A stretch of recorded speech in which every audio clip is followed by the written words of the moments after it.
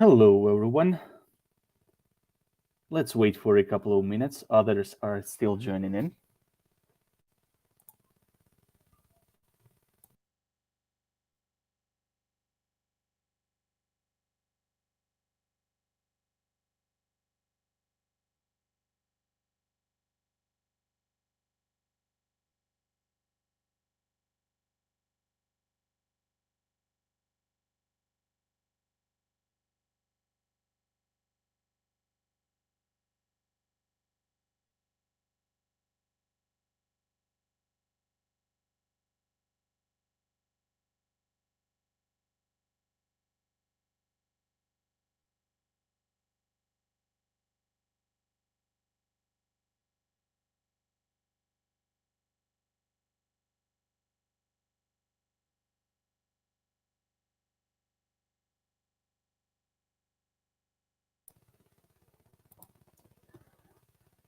All right.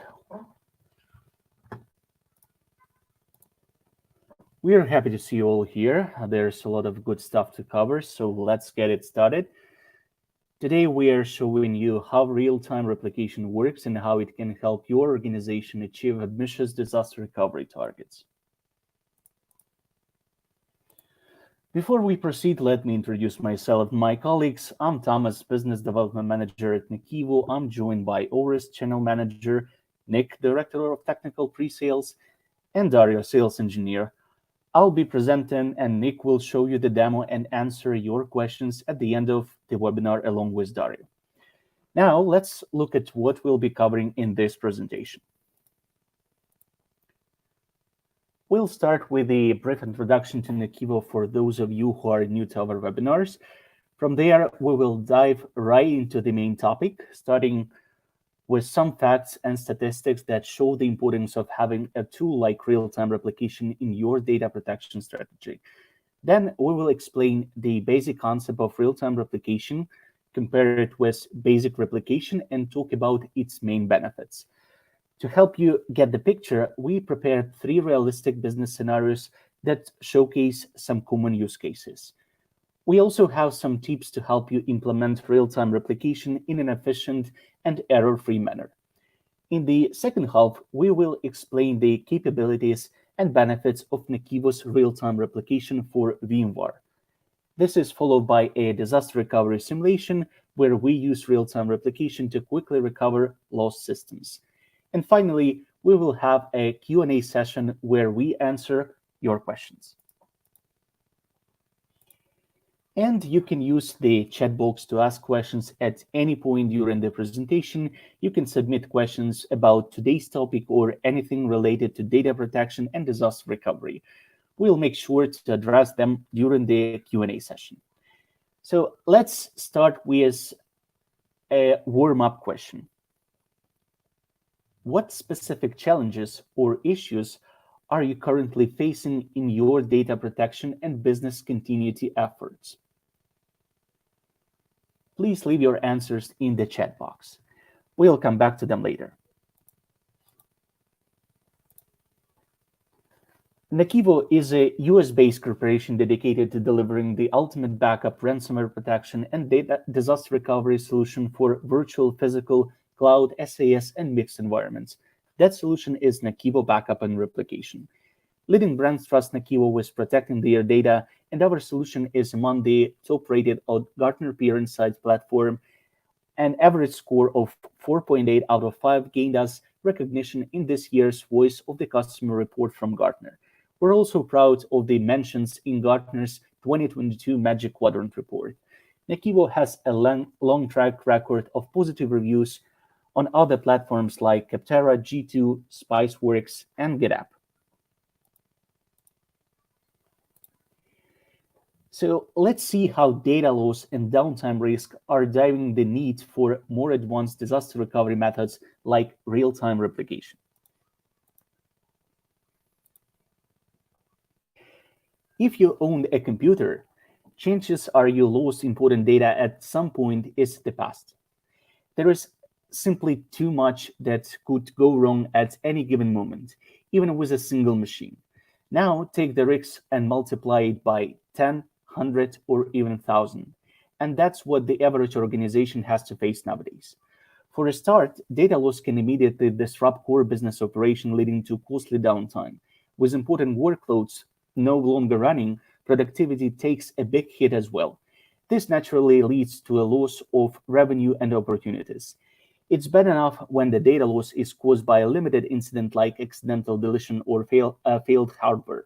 But what if you were dealing with a serious incident like natural disaster or a ransomware attack? These types of data loss events carry additional costs related to incident response, which can be too much for some organizations to handle, especially SMBs with limited budgets.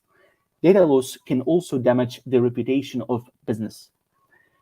And while you're already overwhelmed, legal complications related to data protection will come out of nowhere, drawing the organization in paperwork, fines, and lawsuits. Running a business is hard, but this is a whole new level of difficulty. No wonder 60% of small businesses close within 6 months of experiencing data loss, right? Let's look at the numbers. According to a study by OpenGear, 96% of US businesses experience downtime at least once every quarter. And if you look at data from Uptime Institute, 1 in 5 organizations experienced major outages in the last 3 years. In other words, there is no escaping outages and downtime. It's just a matter of when, which brings us to the impact. Yes, a study by the National Cybersecurity Alliance tells us that 60% of small businesses that experience significant data loss are forced to close within 6 months of the disaster. While this is unfortunate, it's not really surprising. On average, a single hour of network outage costs $20,000 for 80% of small and medium businesses. For 20% of SMBs, the cost of 1 hour of downtime is $100,000 at the very least. And that's just the tip of the iceberg. The ITIC hourly cost of downtime survey shows that 91% of mid-sized and large enterprises lose over $300,000 for every hour of downtime. As you can imagine, those figures can easily undo years of business growth.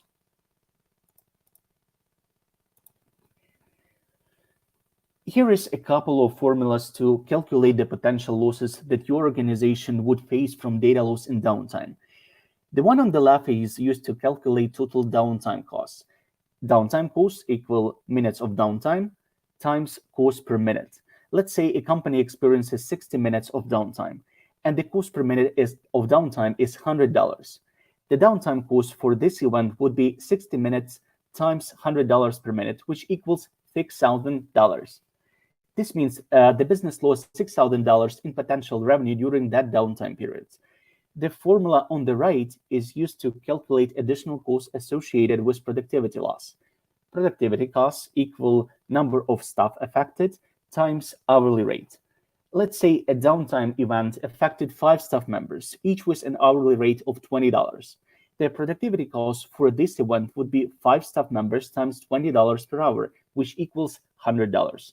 This means the company incurs an additional cost of $100 for every hour of downtime, accounting for the reduced productivity of the affected staff members. Here's your takeaway from this section. Improving disaster preparedness and system availability is an absolute necessity if you want to keep your organization afloat. All right, let's have a poll before we move on the next section. Just click your answer in the pop-up. Which of the following best describes your organization's current replication solution? We use a basic replication solution. We use a real-time replication solution. We don't have one. And we are currently evaluating options.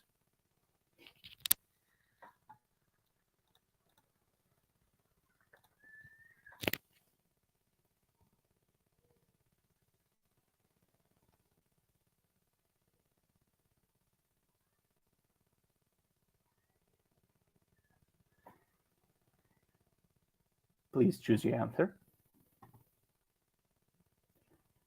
All right, so most of you guys use a basic replication solution. Perfect, thank you for your answers. So what makes real-time replication effective and reducing the impact of data loss in downtime? Let's start by breaking down the basics. Real-time replication is the process of continuous copying of data from a source system to a replica at one or more physical locations. Changes made to the source data are almost instantly replicated to ensure that the data stays up to date across the board. The changes can be tracked and recorded using various methods such as transaction logs, change data capture, or database triggers. In the context of disaster recovery, failing over to real-time replicas is as fast as it gets, and it leaves almost no room for data loss. In short, the main goal of real-time replication is to ensure that the most recent version of the source data is always accessible at the replication site. Now, if you're familiar with replication, you might be confused as to how real-time replication is any different.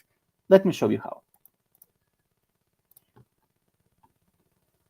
Real-time replication differs from traditional replication in several aspects. The first is how frequently data is processed and transferred from the source system to the replica. With real-time replication, changes are tracked almost instantaneously, as soon as they occur. It's like a virtual mirror of the primary data, always reflecting its current state. With traditional replication, this is done on demand or based on schedule. As a result, we see a consistent lag between the source and target systems, as there is a considerable delay between data generation and replication. This lag, which we call replication latency, is almost non-existent in real-time replication. This brings us to data loss margins and recovery targets. Because real-time replication ensures minimal latency, it allows you to achieve much lower recovery point objectives, or RPOs.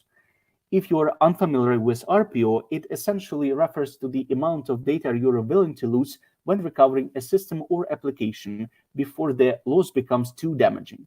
So when you recover or fail over to real-time replicas, there will be minimal data loss, almost none. This translates to an RPO of mere seconds or even a single second.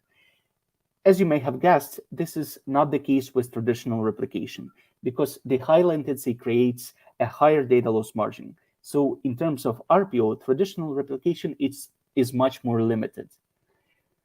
Does this mean that IT societies should cast out traditional replication? Absolutely not. The type of replication you use depends on what you're using it for. For example, both approaches are useful in the context of disaster recovery, but they have different levels of effectiveness and different resource requirements. Real-time replication is more useful for time-sensitive systems and applications that require high availability and strict data accuracy. For example, critical financial systems. At the same time, it requires high network bandwidth, so it must be used wisely. On the other hand, traditional replication is lighter on resources, but it's also less suitable for near instant recovery. This makes it a better option for less critical system and application. Other common uses include system migration and load balancing across geographically distributed data centers.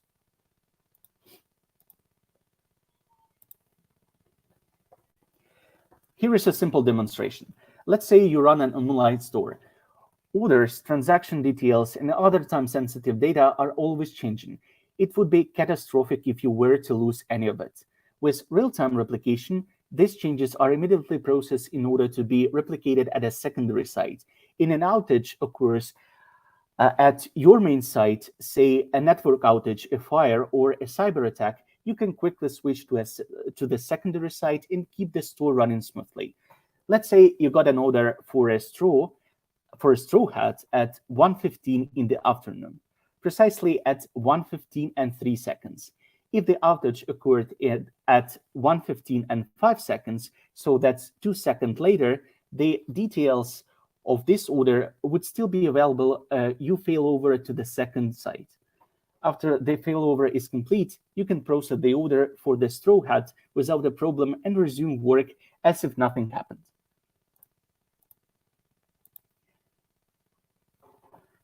Technicalities aside, real-time replication gives business unique advantages. Let's examine them one by one. One of the biggest advantages of real-time replication is that it helps organizations achieve high availability. Real-time replicas ensures that critical systems, application, and data remain available around the clock, which enables continuous operations. So customers and employees can continue to access essential services without interruption, even during maintenance and system updates. The redundancy created by real-time replication also comes in handy when facing unexpected downtime, whether it's caused by hardware failures, natural disaster, or cyber attacks. Because it facilitates high availability, this functionality is especially vital for industries like e-commerce, finance, healthcare, and telecommunications, where even the smallest hiccups can lead to severe consequences. Customers expect fast and responsive services, and real-time replication helps businesses meet these expectations, regardless of the customer's geographical location. This gives organizations that use this technology a competitive advantage. Being prepared for disaster scenario is vital for business continuity nowadays, regardless of size, industry, or location. Real-time replication is a reliable safeguard that businesses can deploy to ensure they can push through all kinds of crises. In worst-case scenarios, you can quickly switch to the replicated infrastructure. So even if the entire production site becomes inaccessible, business continuity is preserved. Operational flexibility is another competitive advantage here that can be underestimated. In today's fact-based business environment, agility is a key. Real-time replication provides the flexibility to adapt to changing circumstances. You know, they say time is money. So less downtime translates to more time spent on business development, which means more opportunities, more revenue, and ultimately more growth. Real-time replication not only offers a safeguard against unexpected disaster, but also against legal challenges. Government regulation and industry-specific standards mandate the protection, retention, and availability of sensitive data. Failing to comply can lead to substantial penalties, legal issues, and reputational damage. With uptime and availability requirements becoming more strict, the risks are greater than ever. By allowing exceptional operation resilience, real-time replication allows organizations to honor their commitments at all times.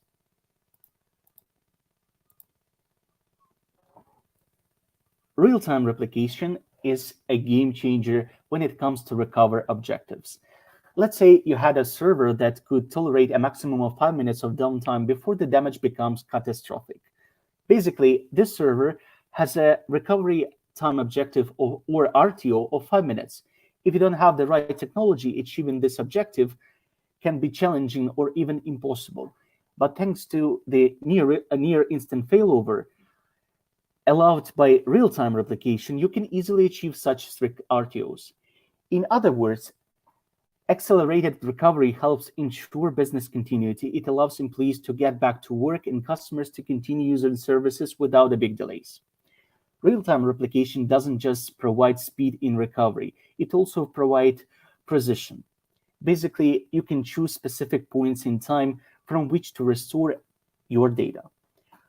For instance, if you faced a data corruption issue, you can roll back to a point just before the corruption occurred. What is exceptional here is that you can restore data as it was moments before the incident. In other words, you can achieve remarkable reductions in recovery point objectives or RPOs. The precision in recovery is particularly important in sectors that cannot tolerate data loss like healthcare, where patients' records must remain available at all times. It's worth nothing that this level of protection against data loss fosters trust with customers and partners. So there is another positive effect. Now let's explore some of the common scenarios where real-time replication would be most useful. The first scenario comes from SMBY, a fictional shipping company that offers nationwide same-day delivery. Recently, SMBY suffered a hardware failure that took out an important server. This server stores data for package tracking, customer transactions, and other sensitive details. Because of its vital role in core operation, the server in question has a recovery point objective of 30 seconds. Unfortunately, the SMB-wise disaster recovery plan wasn't up to that challenge. They lost more than what was deemed acceptable because their replica didn't reflect the latest changes in the source data.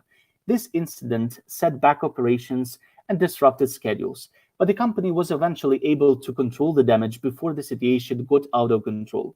Basically, they got lucky, but they now want to ensure their critical systems are well protected against future incidents. So SMBY started implementing real-time replication for their critical servers. After running a disaster recovery test, they found that they were able to consistently achieve sub-minute RPOs and very low RTOs. They are now confident in their ability to restore operation with minimal downtime and data loss should a disaster scenario present itself.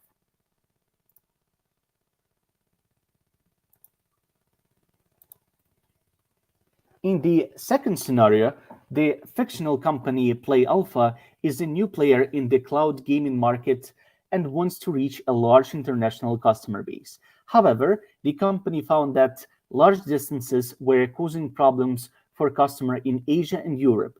Those users were experiencing latency when accessing data in the data centers, which are based in North America. The company would often receive complaints about the games being unplayable due to severe packet loss and lag. To address this, Play Alpha deployed replicas of the required system across continents so that all users can access the data they need quickly wherever they are.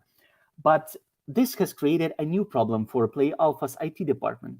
To provide a smooth gaming experience, all of the data centers must mirror the source data located in North America.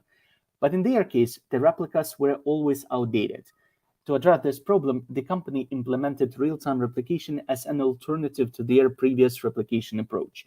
Now, every time changes are introduced at the primary data center, the latest version of the data is promptly replicated to the rest of the company's locations. The noticeable improvement led to a big jump in Play Alpha's global player base. And the third and last scenario comes from Friendly Enterprises, a large software development company that heavily relies on close collaboration among developers, designers, and engineers. During a phase of rapid growth, the company faced a serious challenge. Some employees in its fully remote workforce were unable to get the latest versions of internal files, documents, and projects needed to perform their tasks. This was affecting productivity and setting back software development, which pushed back deadlines and caused additional complication for the company. To solve this problem, Friendly Enterprises used real-time replication to ensure data consistency across its distributed servers. Now, employees can access the latest versions of the internal resources they need, regardless of where they are based. After implementing this solution, the company saw significant improvement in productivity and collaboration. And now Orest will take it from here. Thank you. Hello, everyone. Let's continue with the webinar. Now that we covered the fundamentals and scenarios, let me share some useful practices for implementing real-time replication. As you know by now, real-time replication is a valuable tool for ensuring data availability and consistency. However, using replication as a one-size-fits-all solution is not a good idea, unless you want to drain your budget and resources. Not all data is equally important for your organization, and you should reserve real-time replication for the highest tier of critical data. When making this decision, you need to consider three important factors. The first factor is risk. Conduct thorough risk assessment to identify potential disruptions and estimate their impact on your systems. The second factor is criticality. Create a list of all systems and assign criticality ratings for them depending on their data loss and downtime tolerance. The third factor is resource requirements. Figure out how much resources real-time replicas will consume for a given system before greenlighting the process. The second tip for implementation is to choose a reliable tool for real-time replication. Complex solutions are a problem. They waste time and cause delays. Plus, admins are most likely to make mistakes while using them. Make sure to use a tool that is simple to deploy, configure, use, and maintain in the long term. You also want the solution itself to be efficient and light on resources. Again, real-time replication is resource intensive, so why add more weight by using a bulky solution? The keywords here are high performance and low impact. At the same time, the solution has to be scalable to prevent setbacks in the future. Imagine having to reconfigure everything or change your approach altogether every time your environment grows. Nobody wants that kind of headache. Keep scalability in mind when choosing your solution. With real-time replication, time is of the essence. So it's important to make sure that the process has the necessary resources to run smoothly, and this is especially true for network bandwidth. Real-time replication can consume significant bandwidth due to the constant transfer of data between source and target sites. This can lead to slowdowns in regular operations if not managed effectively. So keep bandwidth high on your checklist when setting things up. Also, consider using a centralized bandwidth throttling tool for all your data protection activities so you can control consumption based on your needs and hours of operation. Sometimes a small error can slip unnoticed, only to cause major problems later on. To prevent this from happening, you should monitor your replication process all the way through. This allows you to detect potential issues and address them before they evolve and cause additional complications. A notification system would be very useful for this. This way, the detection process is automated and you don't have to worry about missing anything. And finally, when the failover is successful, don't forget to protect your replicas. When your main site is down, these replicas are your only hope for continued operation, so it's important to resume your data protection activities at your secondary site. If another disruption occurs, there is always a safeguard to fall back on. I'll leave you with a simple tip that applies to all areas of disaster recovery. Document everything. Is the context of replication. This includes configuration settings, bandwidth consumption, replication schedules, and monitoring protocols. Keep in mind that documentation is a continuous process, not a one-time effort. Okay, let's have another quick poll. Just click your answer in the pop-up. And the question is, what level of data loss can your organization tolerate in case of a failure or disaster? And the first answer is minimal data loss, seconds to minutes. Second one is moderate data loss, hours. Third is significant data loss, days. Or fourth, we cannot afford any downtime. Please choose your answers.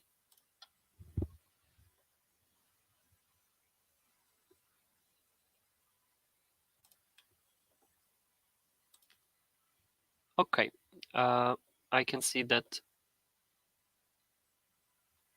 moderate data loss hours is the most common answer here. Now let's see how NAKIVO real-time replication for VMware can help you increase operational resilience, maximize availability, and minimize data loss. Real-time replication for VMware allows you to create real-time replicas of your VMware vSphere virtual machines and keep the replicas updated with source machines as changes occur in real time. You can set recovery point objectives as low as a single second, which means that there's almost zero room for data loss. In the event of a disaster, you can perform near instant failover to swiftly restore operations. By reducing the risk of data loss and downtime, you can strengthen your resilience to disasters and ensure high availability for critical systems. You can use this functionality to improve your disaster recovery strategy by combining real-time replication with existing backup and replication workflows. As explained earlier, real-time replication should be reserved for the most critical VMs that have strict RTOs and sub-minute RTOs. Other workloads can be protected by using backups or lighter replication techniques. This approach helps balance costs and ensures that every workload is getting the level of protection that matches its criticality. As for administration, creating a job with real-time replication for VMware is a straightforward process. You simply follow the instructions in a step-by-step wizard that allows you to configure various options like network parameters, recovery targets, retention periods, and more. Recovery is just as simple. When the source machines go down for whatever reason, you can fail over to the real-time replicas with just a few clicks and resume operations with minimal downtime and almost zero data loss. Real-time replication for VMware fits important use cases. First things first, this functionality plays a key role in disaster recovery and operational resilience. It allows you to overcome major disruptions like system failures, ransomware attacks, and power outages. This functionality also helps you ensure high availability for critical services by keeping their core systems and applications running with consistent data. As a result, you can keep your core operations running smoothly and keep critical data available even during major data loss incidents. With all that in mind, here's why more than 26,000 customers around the world trust NAKIVO to protect their data. Reducing backup windows and limiting the impact of data protection jobs on the customer's production environment is always a top priority. NAKIVO Backup and Replication delivers high performance, impact-free data protection and takes only 2 minutes to deploy. With change tracking, land-free transfer, and the exclusion of swap data and unused blocks, you can achieve faster backup, better data availability, and reduced storage costs. And to ensure recovery within the defined or expected service level agreements, the solution provides instant recovery of what you need when you need it, whether it's machines, files, or application objects. Not just that, but NAKIVO pricing is by far more affordable than that of the competition. Our prices are as low as 50% compared to what other vendors charge, and we offer the same or better software performance and functionality. On top of that, NAKIVO still offers perpetual licenses, which many competitors have either decommissioned or are phasing out. Reliable in the intuitive functionality, accessibility, and an excellent support service of NAKIVO have garnered us overwhelmingly positive online reviews from customers and data protection experts on numerous platforms. The 2023 Voice of the Customer report by Gartner is the latest recognition of NAKIVO's dedication to delivering the best possible value to our customers. Here's our final poll for today. Click your answer in the pop-up. And the question is, what is your organization's primary concern in terms of implementing real-time replication? Is it cost effectiveness or long-term scalability or reliable recovery and data consistency? Also, we have the ease of setup and maintenance and the resource requirements performance impact. Please choose your answers.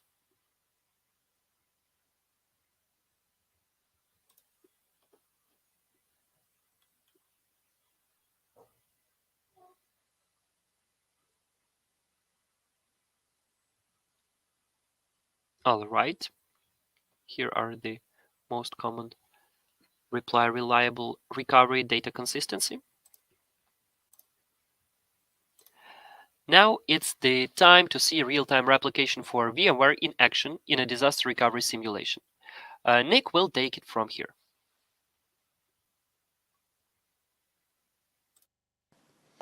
Hello, as you've seen from the slides, one of the NAKIVO's significant advantages is ability to perform disaster recovery functionality.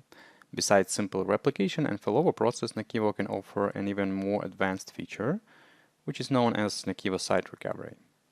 With NAKIVO Site Recovery, you can easily create a comprehensive disaster recovery plan, and when disaster occurs, you can initiate this plan with a simple click of a button.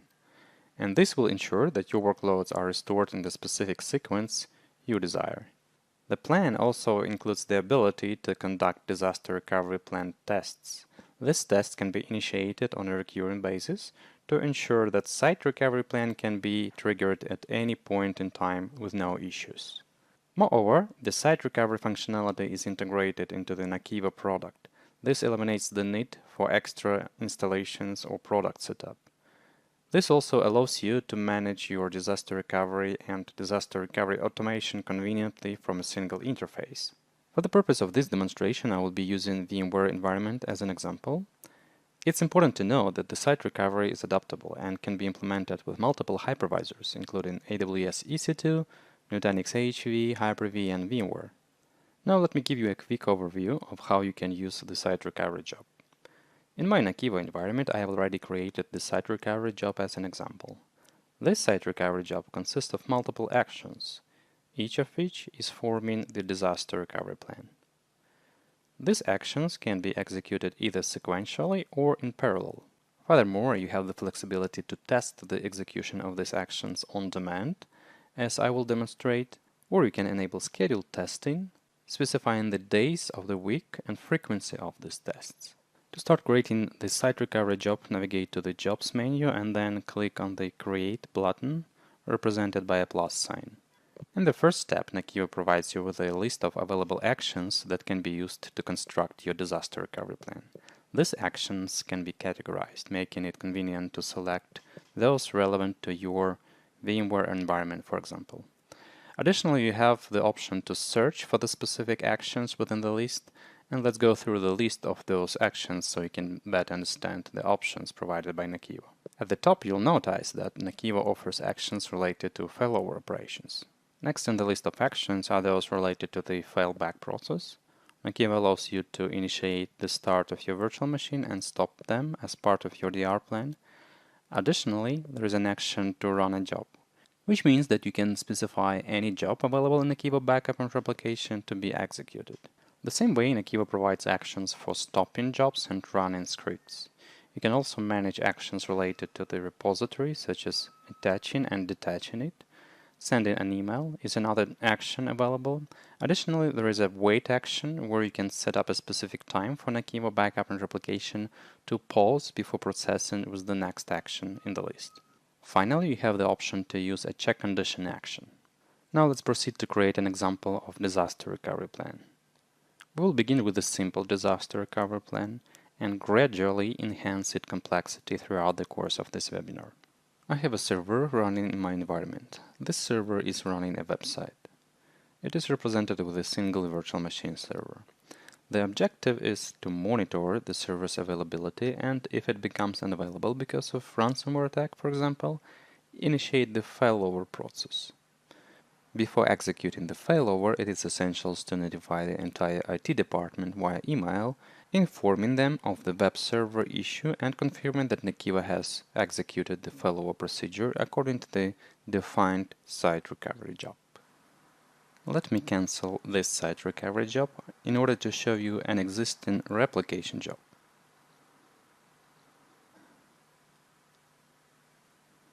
As a source for this job, I have selected a running web server on my primary ESXi host.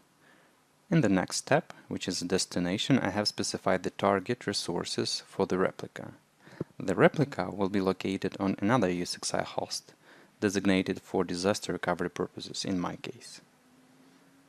In my specific case, for network mapping, I will connect the virtual machine, which will be in a failover state, to the exactly same network.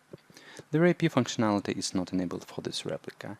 The job is configured to run on demand. However, with NAKIVO you have the option to create multiple schedules, offering you the flexibility to run the jobs on a recurrent basis at times that suit your needs. In the Options tab under Replica VM names, the replica is named with the append word -replica. Now let us close this job, and we will start the new one for the site recovery. For this, I will go to the top of the screen under Jobs and click plus sign, and then we have site recovery job.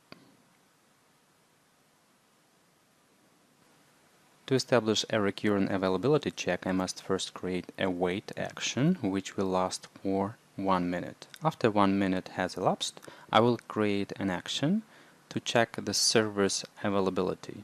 In this case, I will use check condition. The condition types can be resource exists, resource is running, or IP address and host name is reachable. I will select this one. The source point means from which server NAKIVO will check the availability of our web server. In our case, that would be NAKIVO director. Now I will copy the IP address of my web server directly from the web browser. Let me remove unnecessary information here. If the action is true, the process will return to the initial step, which is waiting for 1 minute. However, if the action fails, we will proceed with the next action of the site recovery job. The next action will run only in case when your web server will not be reachable. If it is not reachable, for example, due to a DDoS attack or encryption by ransomware, we must initiate the failover process. As such, I have to find the failover action.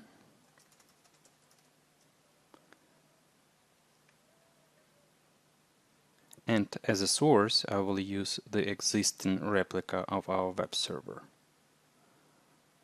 Next, I will uncheck Power Off Source VMs, as I will be simulating the ransomware attack or DDoS attack by simply powering off the virtual machine.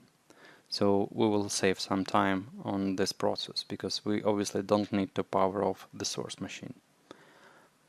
I have an option to indicate when we would like to run this action. This can be both testing and production mode. I can run it only in production mode, or I can run it during the tests. So for this case, I will select testing and production. As a waiting behavior, we will wait for this action to complete, because this action is important. And as error handling, I will stop and fail the job if this action fails, because again, the failover process is very important in this site recovery job. Now let us click on Save. Once the failover is successful, I can send the notification. For this, I will use Send an Email action.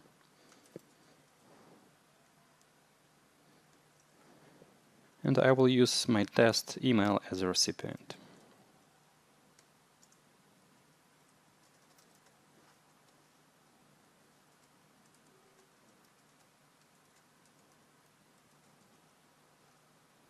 As a subject, I will use failover of the web server is completed.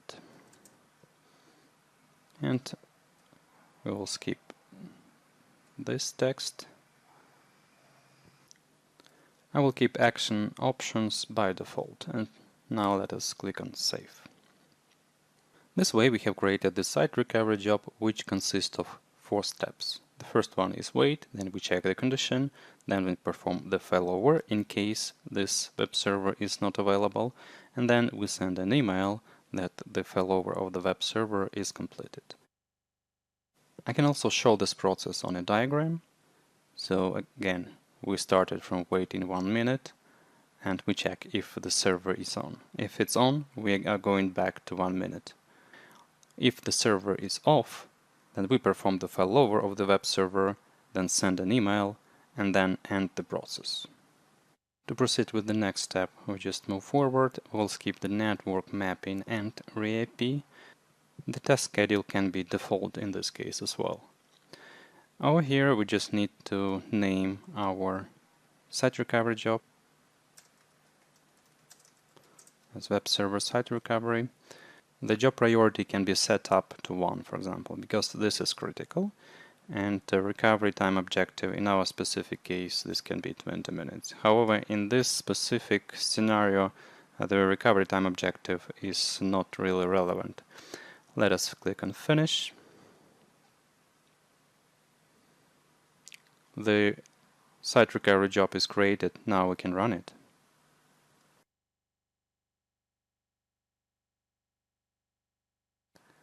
We will need to wait for 1 minute while this initial action is in the running state.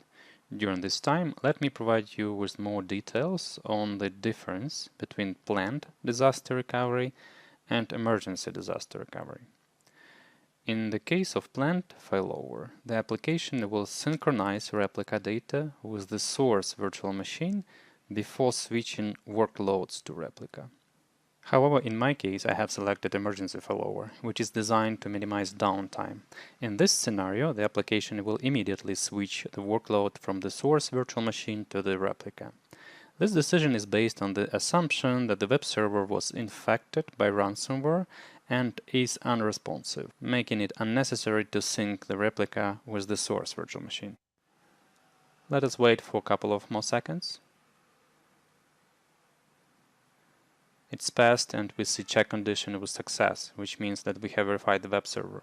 Now again we are waiting for 1 more minute. Let us go to vCenter server and simulate the disaster. We will just simply switch off the web server. Now I would like to go to the website and check the availability of the server from the web browser. I've refreshed it and you see it's not responsive. In a while we will see a timeout error. Meanwhile, let's go back to NAKIVO backup and replication. We would need to wait for a couple of seconds more to have the first process to be finalized.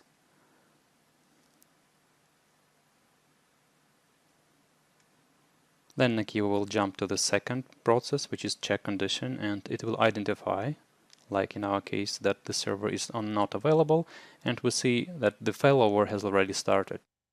And now on the vCenter side, we see that the replica is getting powered on. Now let us go back to NAKIVO to verify if the failover process completed. As you see it is. And now we have another action, which is send an email. And we see that email was sent. And it has notified us that the failover process was completed successfully. On the vCenter server, the replica is on already. Let's go to the browser and verify the availability of the web server. Yeah, it's running. This way we have performed the automatical verification of the web server availability, and in case this web server was attacked by ransomware, then we have switched the workload to another ESXi host. Let us explore a more complex configuration. Instead of a single web server, we have a network of interconnected virtualized servers. In my case, I have set up a simple 3-tier application comprising of a web server, an application server, and a database server. The web server is the top-tier component, and primarily it handles the user interface, and it serves as the point of interactions between users. Its core function is to display information to users and collect their inputs. And it is powered by Apache server in my example. The application tier serves as intelligence behind our multi-tier application. It houses the critical business logic responsible for processing user inputs. Additionally, it can manipulate data with the database tier and perform tasks like adding, deleting, or modifying the records. This tier is implemented by using Python. The database tier functions as a data or backend layer of the web application. It relies on MySQL database to store and manage data. Please note that the components mentioned above are interconnected and work together to deliver a web application. I have an implemented site recovery job for this 3-tier application, and it is based on the same principle as we've done for the web server. I can illustrate this workflow graphically in the following way. Again, we have waiting condition, and then we verify if the database server is on. If it is, we will go to the next verification. If it's not, we will go to the failover of database server. Then we return back and verify the app server if it's on. If it is, again, we go either to verification of the web server, or if it's not available, we perform the failover of app server. And then the same way happens with the web server. If it's available, then we return back and wait again 1 minute. If it's not, we go to the failover job and end the process. With NAKIVO it was implemented the following way. I have already the replicas of my 3-tier application for every server, and I have the 3-tier app site recovery job. If I added this job, you can see that the first action is wait. Then next action would be check condition, where we will be verifying the availability of the database server. If it is available, we will jump to number 4, and number 4 is check condition of another server. And again, if it is available, we will jump to number 6, and number 6, that's the verification of another server. And if it is available again, then we jump again to the wait action. Now, if those conditions are false, we will run the jobs. This first job will perform the failover of the database server, then this job will perform the failover of application server, and this one will perform the failover of the web server. The slight difference here that instead of relying on the embedded functionality or action of the site recovery, in this case we're using the external failover job. And those jobs were pre-created in my environment, which contains these failover jobs. I have also created the separate failback jobs for every case, but in this scenario we don't need to include those jobs into the site recovery because the failback process is considered to be not critical, and we just need to decide when we would like to fail back and run this process manually from NAKIVO interface. Now let's consider how we can further improve this protection plan. After completing a replication process with NAKIVO, you have the option to enable the replica virtual machine verification. This verification ensures the integrity of the replica. It confirms that it is bootable as such, unaffected by ransomware. However, it is important to note that this approach may not provide full protection. This scenario is particularly relevant when dealing with ransomware that has a delayed encryption process. Ransomware with delayed encryption is a type of malicious software that intentionally introduces a time delay before initiating the encryption of victims' files or data. As such, you have to either perform a replica failover from time to time and fully verify your servers, which will be in a failover state, by scanning the system, or you can benefit from malware scan, which is available for backups with NAKIVO.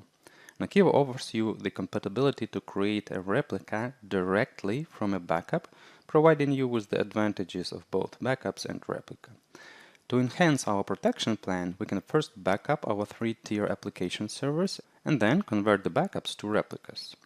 Replicas can be incorporated into our site recovery job in turn, while the backups of those servers will provide you with the possibility to protect your backups from ransomware by applying worm technology, and this technology ensures that once data is written to the storage medium, it cannot be modified or erased. Besides that, with the backups, you have the ability to recover the data on an object or file level. You can verify the consistency of the backups on the backup repository level. Moreover, you have unlimited recovery points. Well, there are limits. There is a limit for 10,000 recovery points, but we can consider it as unlimited. And as I have already mentioned, you can use any recovery point in your backup process to verify against the malware. When this malware verification feature is enabled, the product uses a supported antivirus software installed on a repository transporter or on a designated scan server added to the inventory to detect if malware is present in the backup. So as a conclusion for this part, you may consider creating backup and then replica from the backup instead of creating replica directly from the source VM for this scenario. Now let us touch another point. In our 3-tier application, the database tier experiences the most frequent data changes. And when employing the standard replication method, the minimal recovery point objective time can vary between approximately 5 to 10 minutes. As a reminder, the RPO time expresses the acceptable amount of data loss. Typically, a 5 to 10 minutes RPO for database servers implies a substantial data loss. If 5 to 10 RPO time is not acceptable for your case, then you can consider moving this database server out of the site recovery job and using NAKIVO real-time replication functionality. With the real-time replication, the replica VM is continuously updated with the latest data changes from source VM, and this minimizes the data loss, which will bring you near zero recovery time objective, which in turn means that you can recover with minimal or no data loss in the event of failure. So far, real-time replication is not added as part of the site recovery job with NAKIVO. As such, this means that the failover process will not be automated. Now let me show you how you can protect your critical servers with NAKIVO real-time replication functionality. I have switched to another environment, which allows me to create a real-time replication job. For this, I click on plus button and then I select vSphere real-time replication job. As usually, we will get the wizard, which would help us to create this real-time replication job. At the first step, we have to select either container or specific virtual machine we would like to use for the replication. In our case, we are looking to protect the database server. We've selected the database server, and on the next step, we have to select the destination. It's important to note that if you would like to use real-time replication on a source cluster, you would need to install IO filter. And if you are selecting the destination container, which will be the target ESXi host, then on this host you would need to have an NAKIVO transporter with running journal service. You can get more information on how to install those components from NAKIVO user guide. Meanwhile, let me select the data store and move forward. We can use network mapping as usual with the standard replica. The same can be used to do the RAP. And now you can see that, unlike with the standard replication job, the recovery point objective with NAKIVO real-time replication job is minutes, even it can be seconds. So I can change it to, let's say, 50 seconds or 30 seconds. If you get the substantial amount of data changes, sometimes this RPO time can be higher than the requested, and here with NAKIVO you can select that you can fail virtual machine replication job if recovery point exceeds some amount of time. The journal service is located on a target transporter, and on this setting you can specify for how many days you would like to keep those recovery points. The journal size limit is an optional setting. It indicates how much memory you would like to allocate for every virtual machine to store those recovery points.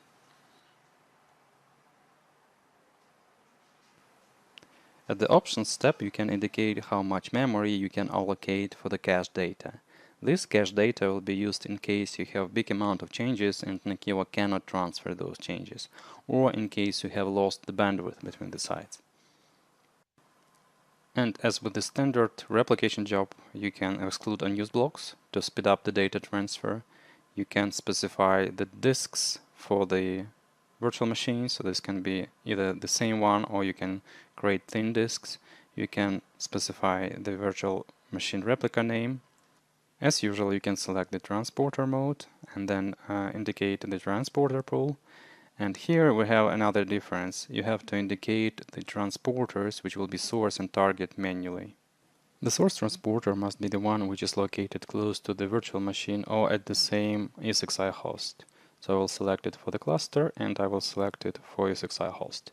And the target transporter must be the one which contains the journal service in it. So I will select that one.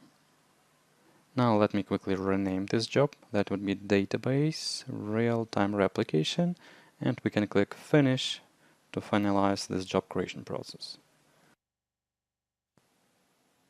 In my environment, I have already real-time replication job running. This was done intentionally just to save our time. If I click on recovery point retention, you can see that recovery point objective is 1 minute for this case. So we see the real-time recovery point, which is 40 seconds, and it's changing. It's changed to 45 now. And in order to perform failover, let's click real-time replication replica failover. At the first step, NAKIVO suggests us to use the latest recovery point, but of course we can change the recovery points. And from what you can see, the recovery points are created every couple of minutes in this case. We can also switch to the previous time frame. We have 11:26, 11:29, and 11:31, which is almost 1 minute here. Let's see another time range, 11:34, 56.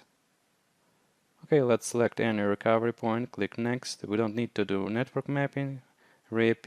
Let's finish this process. This is how you can create the failover job for the real-time replication. To recap, during the course of this demonstration, I have introduced you to NAKIVO site recovery job, and I have explained you its functionality and benefits it offers. We've explored the automation of disaster recovery plan execution in the event of virtual server failure. As an enhancement for our DR plan, I've also demonstrated how NAKIVO allows you to create a real-time replication jobs, minimizing the recovery point objective time for your database server. I hope this demonstration provided you with the valuable insights. Thank you for your time, and let's continue with this webinar.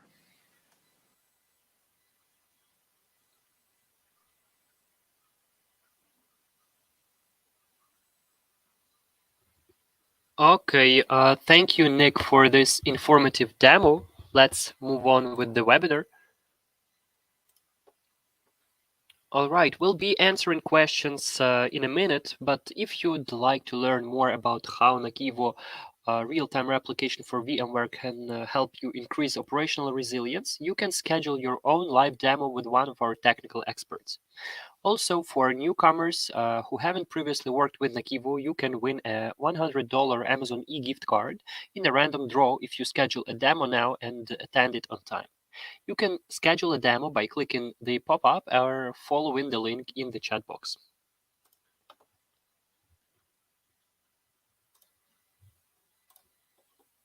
If you want a more hands-on experience, you can try the solution in your environment for free for 15 days. This is a great way to see how the solution can help you achieve your unique recovery targets. The free trial has all the Enterprise Edition features, including site recovery and IT monitoring, so no feature limitations whatsoever. The whole deployment takes only a single command or a couple of clicks, and it's done in minutes.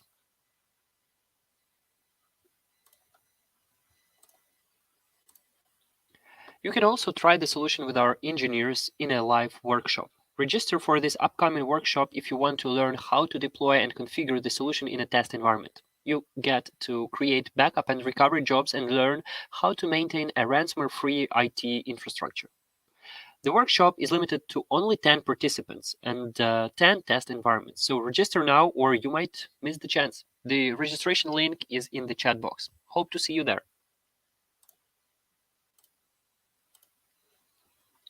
I hope you're finding this webinar informative. Please let us know your feedback with this short survey. The link should be in your chat window by now. Your feedback helps us deliver a better experience for you in the future events. You also get a chance to win a $25 Amazon e-gift card in a random survey draw after the webinar. Now we're ready to take your questions. We'll start with the ones already submitted, and you can type more questions in the dedicated question box in the control panel. Hello everyone, I'm Dario from the pre-sale team. I'm here to answer your questions. So let's start from the questions in a Q&A section. So first of all, I see a question from Robert Glidden. Does the site recovery option work with the real-time replication, as I can see the option for that? So it is not possible to interact through the site recovery job with real-time replication at the current stage. We just introduced real-time replica in NAKIVO version 10.10. We will update soon the software so that it can fully integrate with the new functionality, and so it will be possible in the future to have the site recovery job covering also real-time replication tasks and failover and whatsoever. So in the Q&A, Geoff Thomas, afternoon. Are there any recommendation in terms of VM sizes? We provide protection for X-RAID apartments, and some VMs have 60 terabytes of data to be protected. Well, there is no recommendation about that. I mean, NAKIVO has no problem in covering backups for any size of VM, from the tiniest to the biggest. So NAKIVO is the choice to go whatever is the size of your VM. Obviously, the bigger the size, the longer will be the backup job time. But NAKIVO has some technologies such as network acceleration and different transport protocols that will make the backup speed as fast as possible. Again, Geoff Thomas is asking, hello, what VMware licensing requirements are needed to be met to use this real-time replication feature? You should have an enterprise-grade license for VMware because real-time replication, as we saw, it requires some components such as H availability from VMware, and those require enterprise-grade license. Steve is asking, Steve Vinovich is asking, sorry, Steve, if I mistreated your second name. So Steve is asking, so you need to have a transporter for each ES6i host along with the transporter assigned to the vCenter. Yes, if you want to use real-time replication, you should have such transporter, and the transporter should have the required services installed. Filter services, the IO filters, and the journaling service for the destination. Can I select different virtualization technology to replicate VMs? No, you can replicate. So for real-time replication, only and exclusively VMware is supported. If you want to implement a normal replication, not in real time, but near real time, NAKIVO supports all the technologies, VMware and Hyper-V, but you cannot, and also it supports Amazon EC2 replication, but you cannot cross-platform replicate. So it is a no for the moment. The concept itself of the replica is to create a specular VM. So the VM is specular. It means that it has also the same virtualization technology. So Steve is again asking, what is the minimum bandwidth requirements between location to allow real-time replication? What are the storage requirements for the real-time replication as well in vSphere environment? So in terms of bandwidth and storage requirements, there is not really a requirement, in a sense that you can set up your caching size if your bandwidth speed and storage, for storage requirement, I assume you are indicating the IO speed, right? So I don't think you are addressing to storage size, but storage performances. So if your underlying hardware and your underlying bandwidth cannot stay at the same pace of the IO filter speed, there is a caching size that you can set up so that if you have some bandwidth slowdown and IO bottlenecks, this cache data will be transferred, staying at the pace of your hardware. So there is no requirement. Obviously, the slower is your hardware, the higher will be to be this buffer, right? And also, the slower is your bandwidth and your hardware, the higher will be your RPO, obviously. Okay, so there is no minimum requirement, but the more you expect from your, the less you want as an RPO, so the more are your expectation in terms of business continuity and RPO, the higher has to be your underlying hardware resources. I would recommend you anyway SSD drives or NVMe drives and a very good gigabit network between the sides to have really low RPOs and perfect real-time replication. Obviously, it depends also on how much data is generated, right? So it's very hard question to answer. I apologize if I was so not detailed, but in vogue, but it's a generic question, unfortunately. So Pradip is asking, can I select different verbals? Oh, sorry, I already read this question. Yep. So I don't see anything else in the Q&A. We have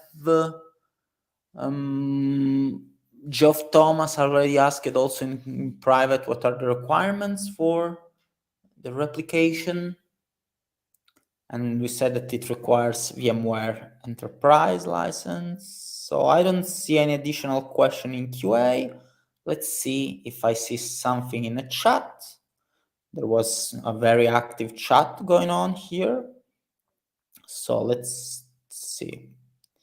Okay.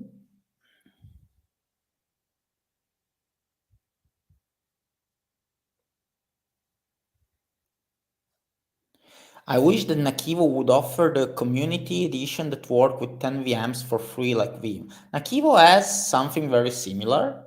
It is called NAKIVO Free Edition. You can use it instead of Vim. It offers up to 10 workloads and up to 5 Microsoft 365 users to backup. Of course, it doesn't have the most advanced functionalities like real-time replication or backup to cloud or site and disaster recovery job, but it is a very good, if not better, alternative than Vim free. What else we have here?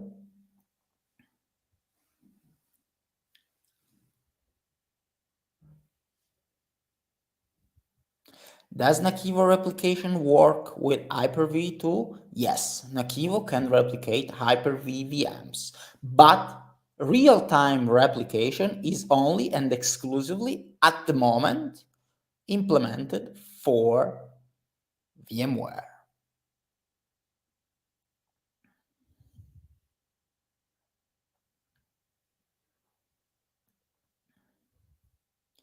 So Stephen Nagy says, I guess the requirement bandwidth also depends on the volume of data that you need replicated. Obviously, yes, that's perfectly correct, Stephen.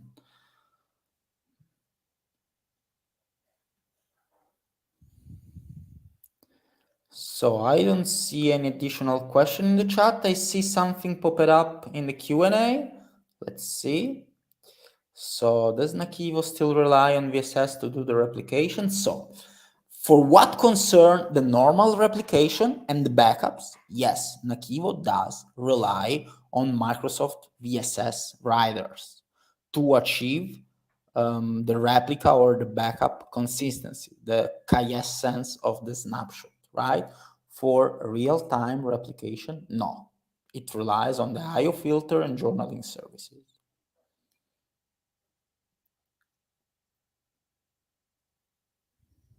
And I don't see any additional question, neither in QA nor in the chat. So I guess we can wrap this webinar session up. Thank you everyone for being so active and for taking part to this event. I hope to see you in the next NAKIVO events.